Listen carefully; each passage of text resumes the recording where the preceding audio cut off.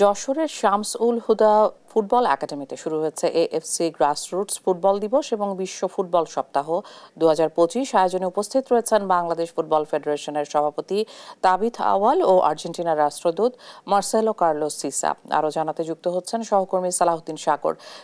আয়োজনে কি কি পর্ব রয়েছে আর ফুটবল প্রেমীদের উপস্থিতি কেমন দেখছেন?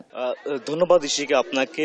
বাংলাদেশ ফুটবল ফেডারেশন কর্তৃক আয়োজিত আজকের আয়োজনে কিন্তু আসলে আপনি দেখতে পাচ্ছেন যে নবীন প্রবীণ খেলোয়াড়দের পদচারণায় কিন্তু মাঠ ভরে গেছে। তারা কিন্তু সকাল থেকে খেলতে শুরু করেছে। যে এএফসি গ্রাসরুটস এবং ফুটবল দিবস এবং বিশ্ব ফুটবল সপ্তাহ 2025 উপলক্ষে যশোরের শামসুল হুদা একাডেমিতে কিন্তু আজকে এই দিনটি উদযাপন হচ্ছে। এখানে 18 থেকে 14 বছর বয়সী কিন্তু 500 জনেরও বেশি তৃণমূল ফুটবলারদেরকে নিয়ে কিন্তু আজকের আয়োজন হচ্ছে। তো আজকের এই আয়োজনের প্রধান অতিথি হিসেবে উপস্থিত রয়েছেন বাংলাদেশ ফুটবল ফেডারেশনের সভাপতি তাবিথ আওয়াল এবং উদ্বোধন করেছেন কিন্তু আর্জেন্টিনার রাষ্ট্রদূত।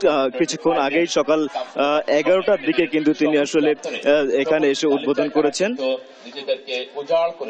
দিনব্যাপী এই আয়োজনে আরো থাকছে রেজিস্ট্রেশন, থাকছে জার্সি বিতরণ, যাওয়ার পথে শিক্ষামূলক খেলা, মজার খেলা, সবশেষে সনদ বিতরণ এবং দিন শেষে কিন্তু আসলে এই যে পুরস্কার বিতরণের মাধ্যমে যেই খেলোয়াড়গুলো বাছাই করা হবে তাদেরকে কিন্তু ন্যাশনাল লেভেলে নিয়ে খেলার কিন্তু একটু এদেরকে ন্যাশনাল লেভেলে খেলা যায় কিনা সেই বিষয়টা কিন্তু চূড়ান্ত করা হবে। তো এখন ইতিমধ্যে খেলা শুরু হয়েছে, এই পর্যন্ত এখন খেলা চলছে। একটু আগে বৃষ্টির বাধার কারণে কিছু সময় বিলম্ব হলেও কিন্তু খেলা শুরু হয়েছে।